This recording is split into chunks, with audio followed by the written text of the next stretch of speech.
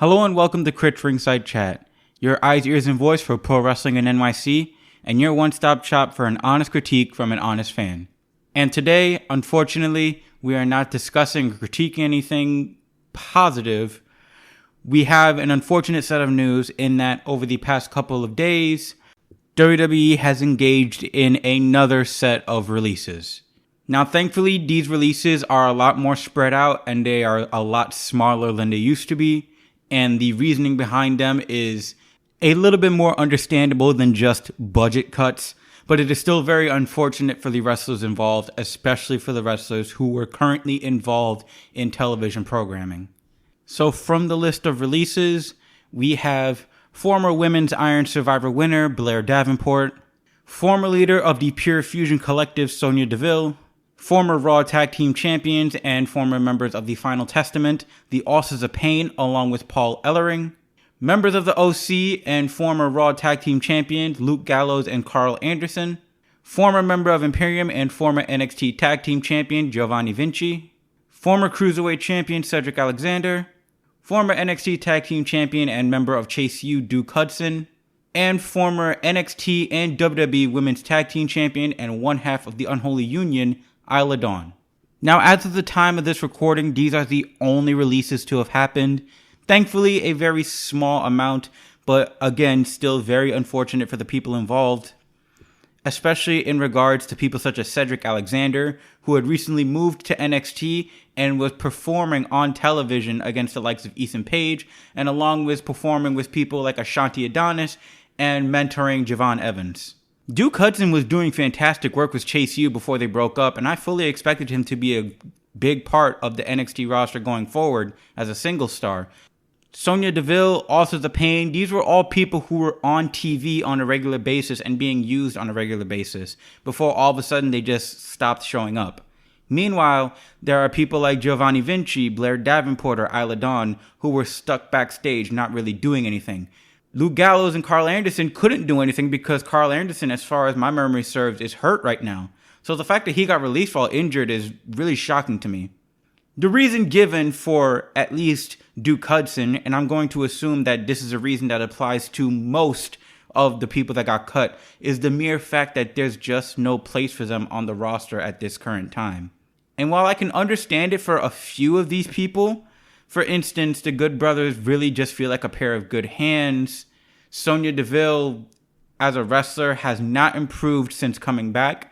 And her group with the Pure Fusion Collective is a really bad group. It's a group that could be great. It's just unfortunate that she has to serve as the leader because any type of charisma or in-ring ability that she had before she got injured, I don't know what happened. It's just gone now.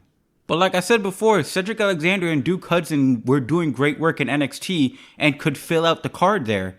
In addition, Isla Dawn served as one half of a women's tag team that served to bolster an already weak women's tag division as is. On top of all that, Blair Davenport and Giovanni Vinci could have been used to fill out the mid-card. Matter of fact, Blair Davenport's last match on WWE TV was in the tournament to crown a new Women's United States champion. But after that, she just got stuck backstage. And Giovanni Vinci got stuck backstage after a short-lived feud with Apollo Crews wherein he got squashed after 10 seconds. And he never hit TV since. Why? I wish I knew. There are people that are assuming that Ludwig Kaiser has something to do with it. I want to say that I disagree with that, just based purely on the fact that Ludwig Kaiser, I don't really think has that kind of pull to get Giovanni Vinci buried like that. So there had to be something else going on, and I'm assuming we're going to get some big tell-all to reveal what the hell happened with Vinci. There is also another unfortunate thing that we have to talk about. This is what I'm seeing all over the social media. Accusations that Triple H is homophobic. See, based on the recent releases, there are 3 members of these releases that are a part of the LGBT community. Duke Hudson is a bisexual man, Sonya Deville is a lesbian, and I'm not 100% sure about how Isla Dawn identifies. Google research has not been my friend on that, so I do not want to make any assumptions. But I am mostly positive that at the bare minimum, Isla Dawn is a queer woman. If I'm wrong, please feel free to correct me. Email me to tell me how I'm wrong. I want to learn and be better. So the accusations that Triple H are homophobic come from the fact that these 3 people are released, along with a few LGBT people that were released previously, in the wake of this current political climate that we are in, where LGBT people are not being treated kindly at all. In addition to the fact that on the roster of this moment, the amount of queer representation is minimal at best. Please let me know if there's anybody that I've missed. But as of right now, the only queer people that I can remember off the top of my head that are on the WWE roster as of this moment are Piper Niven and Shayna Baszler. Those are the only 2 people that I can remember off the top of my head that are on the roster that are a member of the LGBT community. So, is Hunter homophobic for firing these people? I personally think no. Honestly, this just feels like a business decision. Their sexuality and whatnot had nothing to do with it. This is similar to a batch of releases that we got in the past where Jinder Mahal and Indus Sher all got fired at around the same time, and there were accusations that Hunter was hateful towards the Indian community due to getting rid of all of the Indian representation within WWE all at the same time. Now, I understand why people feel that way, and I understand how that looks. You are entitled to wanting to see representation for your race, your sexuality, your whatever on television. I totally understand that. As a Puerto Rican man myself, I get immense pride seeing people like Bad Bunny or Damian Priest on my television. But to say that this decision was racially motivated, that there was some sort of, Hunter hates DEI nonsense going on, I completely disagree with that. Again, this is just a pure business decision. Nothing of race had anything to do with this. This is all, do we need you? Do we need you? Do we need you? We don't. You're out. Now, I really do wish that instead of them getting fired, there was at least an effort to be like, listen, your contracts are up. We do not want to negotiate a new contract with you. Best of luck on your future endeavors. That way, there's at least no 90-day release clause, and people don't have to sit at home for God knows how long for their stock to go down before they can work on the indies again. I wished it was like that. That feels more professional to me instead of just straight up firing people out of nowhere. People who, again, are working on TV, because this happened last time too. Indy Hartwell got fired while working on TV on SmackDown. These releases are indicative of another issue that I have with Hunter, in that when it comes to bringing up NXT stars, he has a tremendous bad habit of calling up people who either have plans in NXT or could prove as an asset in NXT, bringing them up to the main roster and doing absolutely nothing with them. He did it with Cameron Grimes, he did it with Dijak, and he did it with Blair Davenport. I'd say he's doing it with Carmelo Hayes, but at least Carmelo gets to show up on TV and work with some of the top stars, as opposed to just sitting back and catering, not doing anything. But in comparison to the other NXT call-ups that we've had, Tiffany Stratton, Braun Breaker, Grayson Waller, or Lyra Valkyria, it's clear that Hunter has a plan for certain people and doesn't have a plan for other people. And if he doesn't have a plan, at the very least, just keep them down in NXT so that maybe they could serve as a coach or filler on the roster so that they can do something and wrestle and do the job that they signed on to do, rather than being called up and given a paycheck just to sit down and eat cake. So in conclusion, is Hunter homophobic? No. Is he stupid? A little. And to Blair, Sonya, Akam and Razor, Carl and Luke, Giovanni, Paul, Cedric, Duke, and Isla, I wish the best for you guys. I hope you all do out to do great things. Y'all gonna kill it. Now, since the news this week was a little bit light, we're going to take a little bit of an intermission, and then we're going to come back with a bit of a bonus episode for you, where we're going to talk about understanding and performing spooky gimmicks. We'll be right back.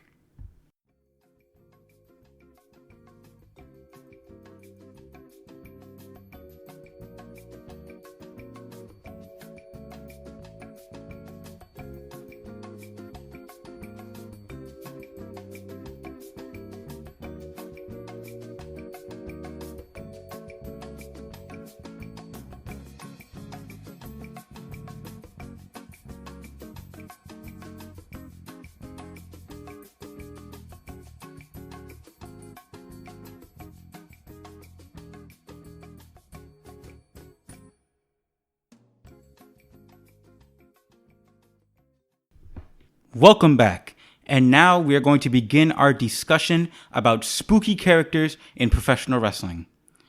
Now, before we can start this discussion, we have to come to an agreement on what makes a spooky character in wrestling.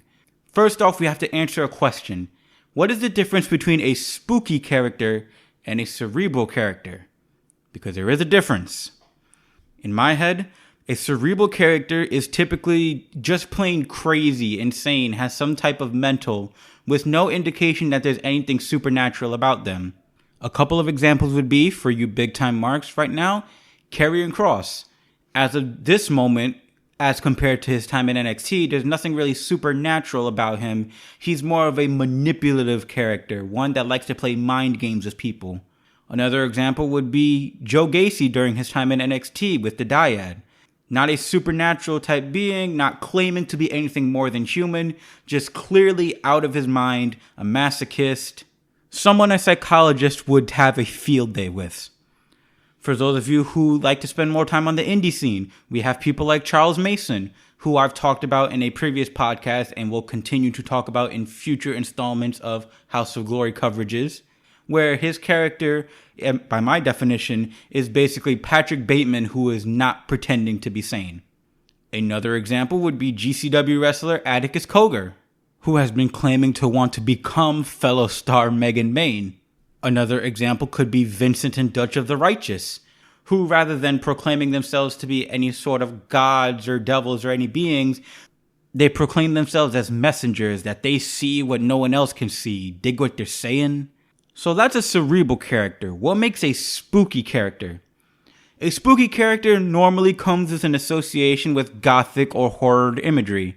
It's implied that they may have supernatural powers. The lights go out and all of a sudden they teleport into the ring. They may shoot lightning out of their hands backstage or throw fireballs. There's implications that they are something more than human. Oftentimes they're a darker reflection of someone's usual personality. Sometimes it may involve shooting out some sort of mist. Some examples would include the classics, The Undertaker or Kane. One of them is meant to portray some sort of undead zombie. The other is meant to portray some sort of demon. Another example would be Bray Wyatt, with his character of the Eater of Worlds, the Fiend, whatever was going to happen with Uncle Howdy before his unfortunate death. Take your pick. Other examples could include Alexa Bliss, the House of Black, Decay, Wendy Chu, Jonathan Gresham for a brief time in TNA. We're going to talk about a few of these examples and show what makes a good spooky gimmick and a bad spooky gimmick. But first, what goes into making the spooky gimmick? First off, you need the proper gear and the proper makeup. The first step in being spooky is looking spooky. As a positive example, we can look at AEW's Abaddon. For their gimmick, they properly dress up in spooky makeup. One eye is one color, the other eye is another color, bleached white skin, dyed hair, oftentimes spitting blood out of their mouth. In addition, there's a lot of smoke and mirrors involved. You need a lot of connection and communication with the backstage in order to get the spooky gimmick looking right. To use The Undertaker as an example, the music, the outfit, the acting, the stage lighting, the special effects and backstage segments, all of these come together in order to sell you on the idea that The Undertaker was more than just a man. To repeat a previous point, the acting is a big part of the spooky gimmick, along with understanding and dedication to your own gimmick. If you don't believe in your own gimmick and you aren't dedicated to your own gimmick, nobody is going to believe it. It's incredibly easy to mess up a spooky gimmick. It's more than just a change of clothes and more than just putting on some makeup. It needs to be combined with the understanding of the aesthetics and genuine acting ability. Being able to combine spiritual themes may help with your spooky gimmick, but the idea of it is that you need to understand what the source of the spookiness is. It could be some biblical source, or it could be a source that you made up yourself. But the bottom line is, you need to understand where the spookiness comes from. To use Wendy Chu as an example, she returned and simply changed her clothes to be a little bit darker, put on some black face paint, started acting a little bit meaner, and does the Friday the 13th head tilt every now and then. It's a bad spooky gimmick, especially since the fact that they're not allowing her to talk. So she's not allowed to explain where the spookiness comes from, what caused this change, and what's making her stay like this. Jonathan Gresham is another example. Just out of nowhere, he put on a mask that looked similar to the Great Muda's mask. He started spitting out ink, started quoting Bible verses in his video packages. He started quoting the Bible story of King Nebuchadnezzar, which honestly, aside from the fact that King Nebuchadnezzar goes crazy by God, has nothing to do with what his gimmick is meant to be.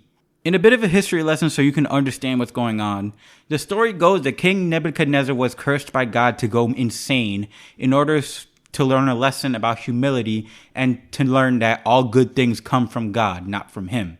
So I guess the idea of it is that something or someone had caused Jonathan Gresham to go insane in a similar way, but there's no real explanation for it. You just see Jonathan Gresham in a therapy group, and then all of a sudden he has a split personality during his anger management classes. Combined with the fact that he doesn't really define the source of the ink, beside the fact that I guess just because the octopus is his animal motif, it's all a bad spooky gimmick. The selling of it is really, really bad. Now, on the opposite end of the spectrum, we do have a few really good spooky gimmicks. For example, the recently broken up House of Black.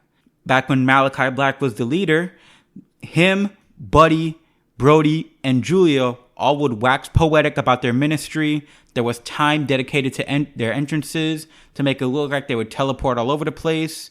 The mist that Malachi would spit out had dark implications to it, given that it was able to corrupt Julia, Miro, and Sting to an extent.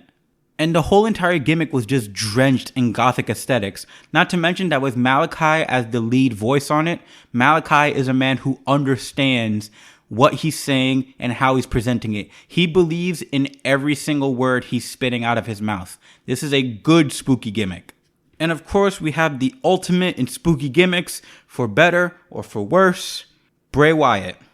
During his time, Bray Wyatt preached his words with a genuine sincerity. You believed everything that came out of that man's mouth. When he told you that he was the color red in a world of black and white, you believed him. In addition to this, the company supported him tremendously and gave him everything he needed to sell the spooky gimmick. They gave him all the props that he needed, from the chair for Sister Abigail to the sheep mask that not only Eric Rowan wore, but he had children wear during his feud with John Cena. During the Firefly Funhouse gimmick, not only did he get an entire section made for himself to look like a children's show, but he also had puppets made of Mercy, Abby, Ramblin' Rabbit, and Huskus the Pig. When it came time to debut the Fiend character, everything from the mask to his lantern to the championship that he had were all designed by horror legend Tom Savini, who did work on the Night of the Living Dead series. Not only that, but the lore was so deep that if you look back at old videos that Bray Wyatt did, you could see hints of characters like The Fiend or Uncle Howdy in as early as his NXT stuff. It came from a genuine place with genuine acting ability that made you believe every word that came out of his mouth. This man was drenched in the spooky. He lived in the spooky. It's a good spooky gimmick.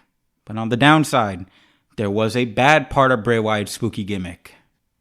I said before that you could go back to Bray Wyatt's old stuff and see connections to Uncle Howdy or The Fiend, meaning that Bray had these ideas for everything since day one.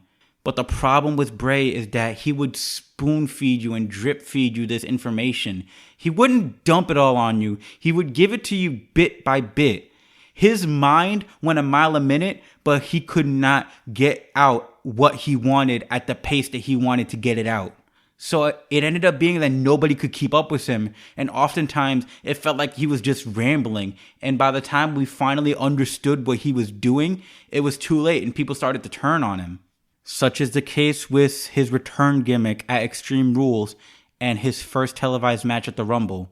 We had monstrous looking versions of the Firefly Funhouse characters.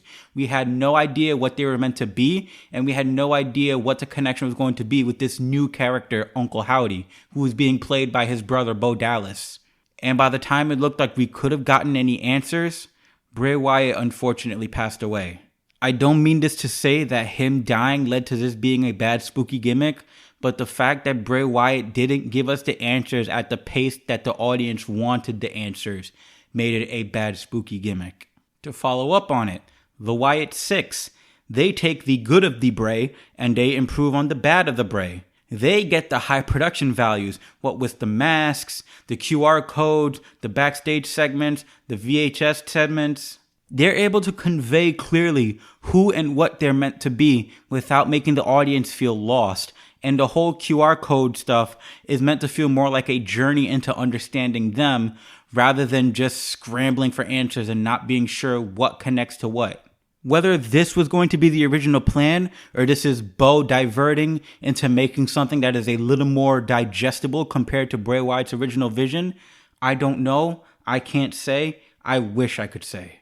So to summarize everything, when it comes to spooky gimmicks, they need a great deal of care in order to be made good. They need dedication to the gimmick to feel believable. You have to sit down and really evaluate within yourself, what do I want to accomplish with this gimmick? How can I take this thing and connect it with this in order to convey what I'm trying to convey? Rather than just putting on makeup, a change of clothes, and looking around like Jason Voorhees every now and then, or taking a random Bible story and applying it to you in the hopes that you can seem more enlightened than you really are. Instead of coming across like a true spooky gimmick, you're just going to come across like you're just doing it to look edgy or cool. Thank you all for sitting down and listening to my ramblings. And remember, whether it's on your screen in NYC or Travel Necessity, we will be seated. My name is Crit, and thank you for joining me at ringside.